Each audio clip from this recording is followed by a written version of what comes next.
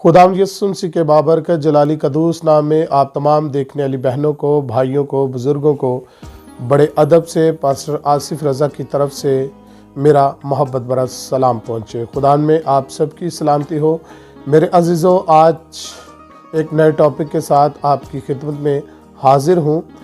माजरत चाहता हूँ तमाम तर बहनों से, भाइयों से कि काफ़ी अरसे के बाद आज फिर वीडियो मैसेज के साथ आपकी खिदमत में हाजिर हूँ। बस कुछ मसरूफियात की वजह से मैं वीडियो नहीं बना पाया, लेकिन खुदा ने चाहा कि आगे आने वाले दिनों में हर रोज़ खुदा की आवाज़ को और खुदा के कलाम को आप ज़रूर सुनेंगे।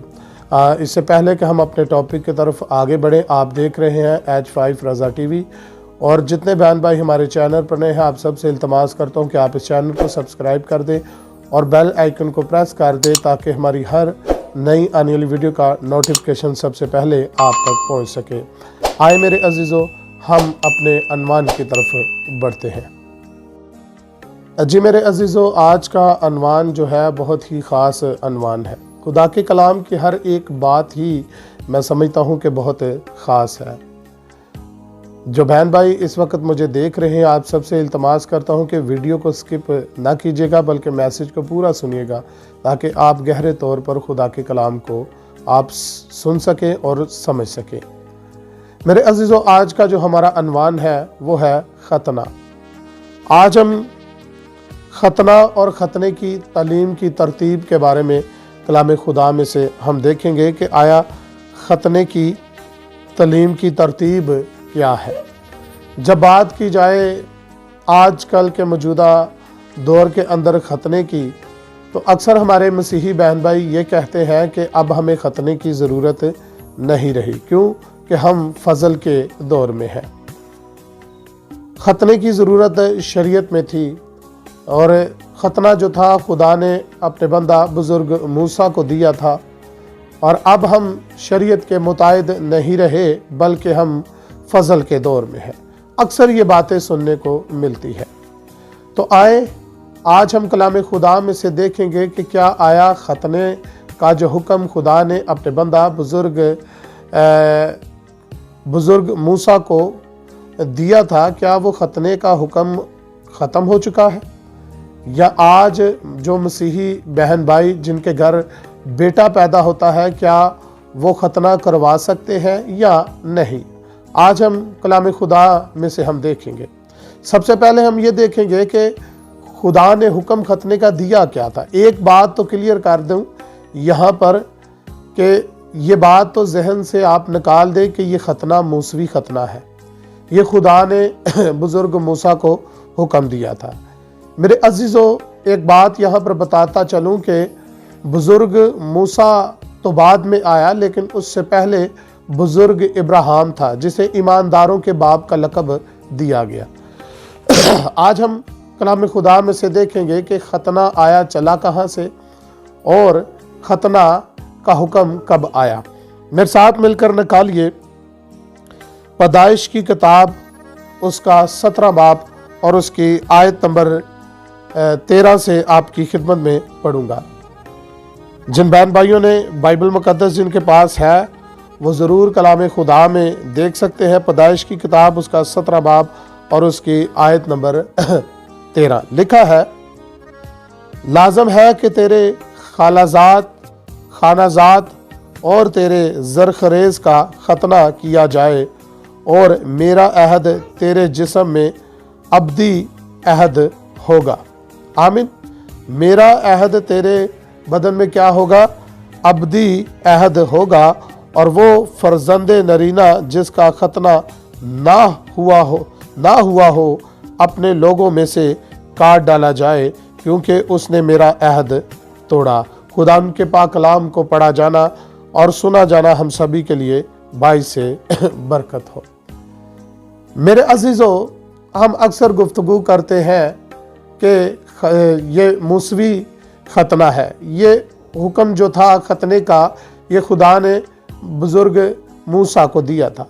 लेकिन मेरे अजीज़ों, आप सब जानते हैं कि जब बात शरीयत की जाती है तो हम कहते हैं कि बुज़ुर्ग मूसा को कोहे सीना पर शरीयत दी गई थी। ये बात बिल्कुल ठीक है कि बुज़ुर्ग मूसा को कोहे सीना पर तहरीरी तौर पर खुदा ने यहोवा खुदा ने शरीयत दी कौम बनी इसराइल के लिए, ताकि कौम बनी इसराइल शरीयत के मुताबिक अपनी ज़िंदगी बसर कर सके। लेकिन मेरे अजीज़ों, एक बात जहन में ज़रूर रखिएगा और इस बात को अपने जहन नशीन कीजिएगा कि बुज़ुर्ग मूसा को जो शरीयत दी गई थी कोहे सीना पर, वो बहुत बाद में दी गई थी। लेकिन बुज़ुर्ग मूसा से जो पहले था वो बुज़ुर्ग इब्राहिम था, वो बुज़ुर्ग इब्राहिम था। और खतने का जो हुक्म था खुदा ने बुज़ुर्ग इब्राहिम को दिया था। उस वक़्त तो तहरीरी तौर पर शरीयत नहीं थी, उस वक़्त तो बुज़ुर्ग मूसा नहीं था। आज जब बात की जाए खतने की तो हम अक्सर कहते हैं कि खतने की अब हमें ज़रूरत नहीं है। आप हमारे साथ जुड़े रहिएगा, जैसे जैसे हम आगे बढ़ते जाएंगे हम खतने की तरतीब को और कलाम खुदा में से हम खतने के बारे में हम सीखते जाएंगे। आमीन। तो खुदा ने अपने बंदा बुजुर्ग इब्राहिम, याद रखिएगा खतने के लिए जो अबरानी लफ्ज इस्तेमाल हुआ है वो मलाख हुआ है, और अहद के लिए अबरानी लफ्ज ब्रित इस्तेमाल हुआ है। लिहाजा इस खतने को अबरानी में ब्रित मला कहा जाता है, यानी कि खतने का अहद। बाइबल मुकद्दस में खतना सबसे पहले पैदाइश की किताब में बुजुर्ग इब्राहिम को दिया गया। इस बात को जहन नशीन कर लीजिएगा कि बाइबल मुकद्दस में खतना सबसे पहले मोहतरम जनाबे बुजुर्ग इब्राहिम को दिया गया। आमीन। तो उसका हवाला पहले मैं आपकी खिदमत में बयान कर चुका हूं। आगे बढ़ते हैं। खतने की तरतीब क्या थी? आया जो पहले जो खतने की तरतीब थी वो क्या थी? पॉइंट नंबर 2, याद रखें कि खुदा ने जो अपने बंदा बुजुर्ग इब्राहिम को जो खतना दिया था उसकी तरतीब ये थी कि ये खतना जो है इसका अहद नस्ल दर नस्ल रहेगा। क्या रहेगा? नस्ल दर नस्ल रहेगा। बाइबल मुकद्दस में साफ लिखा है कि खतने का अहद नस्ल दर नस्ल होगा। पैदाइश 17 बाब आयत नंबर 7 से 9 का आप मुतालिया कर सकते हैं। आमीन। आगे बढ़ते हैं। अब ये खतने का अहद तब तक जारी रहेगा जब तक नस्लें इस दुनिया में पैदा होती रहेंगी।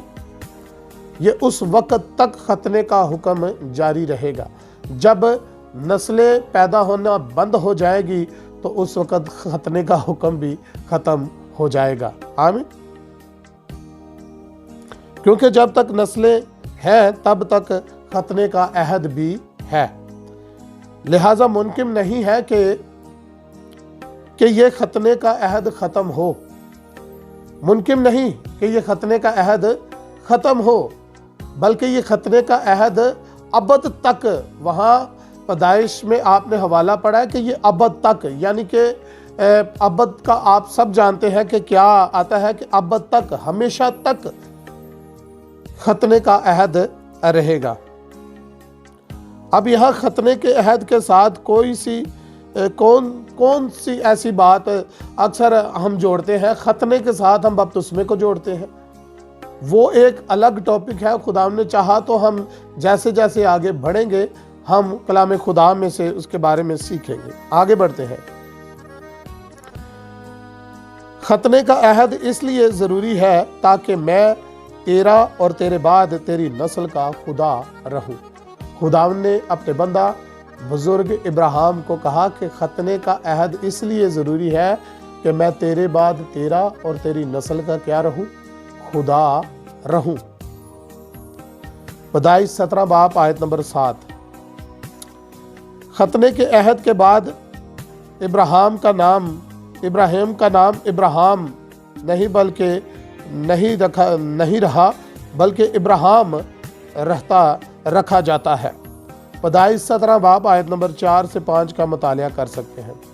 और जो मिरास इब्राहिम को दी गई है उसका वारिस वही है जो इब्राहिम की नस्ल से है और जिसके जिस्म में खतने का अहद है। पैदाइश 17 बाब आयत नंबर 8। लिहाजा यहोशुआ यानी अबरानी में यहोशुआ और उर्दू में कहूं तो यसु पर ईमान लाने वाले इब्राहिम की नस्ल है या नहीं? आप खुद बता सकते हैं। ये सवाल है कि क्या जो यसु पर ईमान लाते हैं क्या आप इब्राहिम की नस्ल है या नहीं? जरूर बताइएगा। इसलिए इनका जो यहोशुआ मसीह के वसीला से यानी कि खुदावंद यीशु मसीह के वसीला से इब्राहिम की नस्ल है, खतना ज़रूरी है ताकि उसके जिस्म में खतने का अहद हो, क्योंकि लिखा है कि अगर तुम मसीह के हो तो इब्राहिम की नस्ल और वादे के फर्जंद हो। आमीन। कलाम खुदा में लिखा है कि अगर तुम मसीह के हो तो इब्राहिम की क्या हो? नस्ल हो। ये मैं नहीं कह रहा, ये खुदा के कलाम में ये बात मेंशन है, ये बात लिखी हुई है। आप कलाम खुदा में मतालिया करके देख लीजिएगा कि अगर तुम मसीह के हो तो इब्राहिम की क्या हो? नस्ल हो। अब इस बात से आप इनकार करें कि हम बुजुर्ग इब्राहिम के, हम मसीह के नहीं हैं। अगर आप मसीह के नहीं हैं तो फिर आप इब्राहिम की भी नस्ल नहीं है। तो अगर आप मसीह के हैं तो कलाम खुदा बयान करता है कि आप इब्राहिम की क्या है? नस्ल है। और जो इब्राहिम की नस्ल है उनके लिए लाजम है, खुदा की तरफ से हुक्म है कि वो खतने का अहद बांधे, वो खतने का निशान ले। ये खुदा का हुक्म है कि ये अहद अब तक रहेगा। अब बहुत सारे बहन भाई मेरी आवाज़ जिन तक पहुंच रही है वो मेरी वीडियो को देख कर कह रहे होंगे कि बिल्कुल हमें तो इस तरह बताया गया है। भाई, हमें बताने से या सुनने से फ़र्क नहीं पड़ता, हमने खुदा के कलाम को देखना है कि कलाम खुदा क्या कहता है कि अगर तुम मसीह के हो तो इब्राहिम की नस्ल हो। तो मसीह के होने से अगर हम इब्राहिम की नस्ल बनते हैं तो फिर इब्राहिम की नस्ल होने के सबब से हमारे लिए लाजम है कि हम क्या करवाएं? हम अपने बच्चों का क्या करवाएं? खतना करवाएं। लिखा है खतने का अहद के मुताबिक वारिस भी हो। गिनती 3 बाब आयत नंबर 29 का आप मुतालिया कर सकते हैं। पॉइंट नंबर 3, खतना अब्दी अहद का निशान है। खतना क्या है? अब्दी अहद का निशान है। मेरे अजीजों, अबरानी में जिस लफ्ज़ का तर्जुमा अब्दी किया गया है वो लफ्ज़ आप सब जानते हैं, वो हमेशा कभी ना ख़त्म होने वाला जो अहद है। आमीन।